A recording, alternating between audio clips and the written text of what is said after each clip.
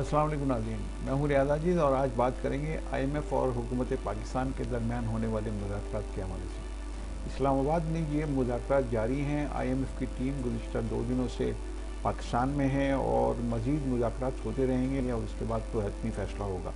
हुकूमत पाकिस्तान ने बहुत सारी यकीन दहानियाँ आईएमएफ को कराई हैं और उसके नतीजे में मज़ीद महंगाई का एक तूफ़ान पाकिस्तान में आएगा।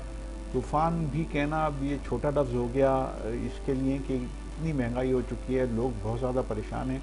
लेकिन अब क्या कीजिए कि आईएमएफ इसके बगैर मानता नहीं और आईएमएफ को इस नहज पे लाने वाले भी हम खुद ही हैं, यानी हमारी अपनी हुकूमतें हैं कि वो इतना ज़्यादा कर्ज लेने के लिए मजबूर और घुटने टेक कर बात करती हैं तो फिर आईएमएफ तो डिक्टेशन दे गई। अब सवाल ये है कि आईएमएफ क्या क्या कह रहा है पाकिस्तान से, मज़ीद क्या क्या तकाज़े वो कर रहा है। पाकिस्तान की सूरत हाल जो माशी सूरत हाल इतनी ज़्यादा ख़तरनाक और नाजुक होती जा रही है कि अब आईएमएफ बहुत सारी ऐसी बातें कर रहा है पाकिस्तान से जो पाकिस्तान में अगर हो गई तो पाकिस्तान की सालमियत भी ख़तरे में पड़ सकती है। आईएमएफ का ये तकाज़ा है पाकिस्तान से कि आप जो पेंशन देते हैं सरकारी मुलाजमीन को और रिटायर्ड फ़ौजियों को, ये फौरी तौर पे बंद कीजिए।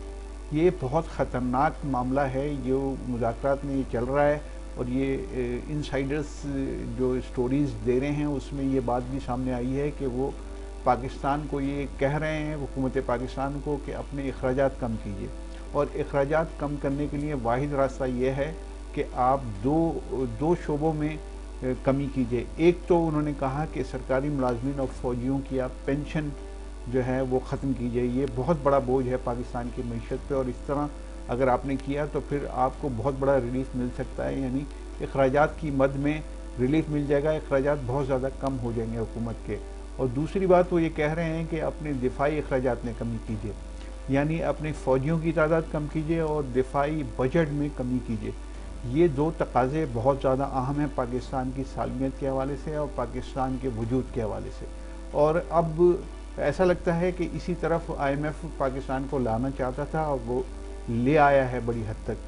सवाल ये है कि ये अगर हुकूमत पाकिस्तान इतनी मजबूर हो गई कि जिस तरीके से डॉलर की कमी पाकिस्तान में है, जिस तरीके से डॉलर माफिया काम कर रही है, अगर ये सूरत हाल इसी तरीके से बरकरार रहती है और पाकिस्तान पर कर्ज़ों का बोझ बढ़ता जाता है तो फिर पाकिस्तान की मईशत को बचाने के लिए या पाकिस्तान को मतलब आर्जी तौर पर आप कह लीजिए बचाने के लिए हो सकता है हुकूमत को ये दो बातें माननी पड़ जाएं। और अगर ये हुकूमत मान लेती है तो सोचिए कि क्या तूफ़ान पाकिस्तान में आएगा कि सरकारी मुलाजमीन जिनकी तादाद लाखों में है, फ़ौजी जो रिटायर्ड फ़ौजी हैं उनकी तादाद भी लाखों में है, जब ये लोग उनको पेंशन नहीं मिलेगी या अगर फ़र्ज़ कर लीजिए कि आधी पेंशन कर दी जाए इनकी, तो फिर जो पहले ही बमुश्किल गुजारा कर रहे हैं अपनी पेंशन में, वो आधी पेंशन में कैसे गुजारा करेंगे।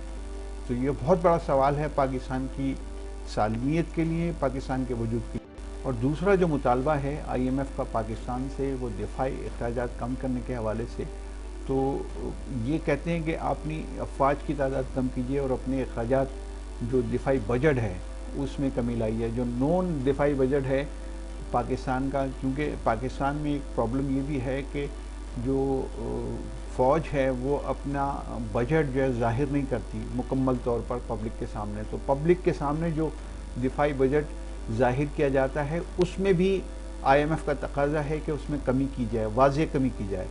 अब ये जो रास्ता है ये जा किधर रहा है, ये बड़ा अहम सवाल। ये रास्ता ऐसा महसूस होता है कि जैसे पाकिस्तान के एटमी असासों की तरफ जा रहा है और वहीं जाकर इसने एंड होना है। और जो माजी में मुख्तलिफ पाकिस्तान के दानिश्वर कहते रहे, पाकिस्तान के सियासतदान कहते रहे कि अमेरिका का असल हदफ, और अमेरिका क्या आलमी ताकतों का असल हदफ पाकिस्तान के एटमी असासे हैं कि जिसको डिसमेंटल करना है उन्होंने। तो अगर ये उस तरफ जारी है बात तो पाकिस्तान की सालमियत यकीनन ख़तरे में है और पाकिस्तान माशी तौर पर अगर इस काबिल ही नहीं होगा कि वो अपना दिफा कर सके, क्योंकि मईशत जंग तो आदमी उस वक्त लड़ता है, जंग तो मुल्क उस वक्त लड़ते हैं कि जब वो माशी तौर पर मुस्तहकम होते हैं, जब उनका पेट भरा होता है, उनके पास रोटी होती है, उनके पास हथियार होते हैं, तो जंग लड़ी जाती है। अगर माशी तौर पर कमज़ोर इतने ज़्यादा हों कि आप $1 बिलियन के लिए एड़ियाँ रगड़ रहे हों, तो फिर आगे सोच लीजिए कि पाकिस्तान किस तरफ बढ़ रहा है और इसका अंजाम क्या होने वाला है। खुदा न खास्ता अगर ये सब कुछ इसी तरह होता है तो पाकिस्तान और पाकिस्तान बनाने वालों के लिए सबसे ज़्यादा तकलीफ होगी। इजाज़त चाहता हूँ। अल्लाह हाफ़िज़।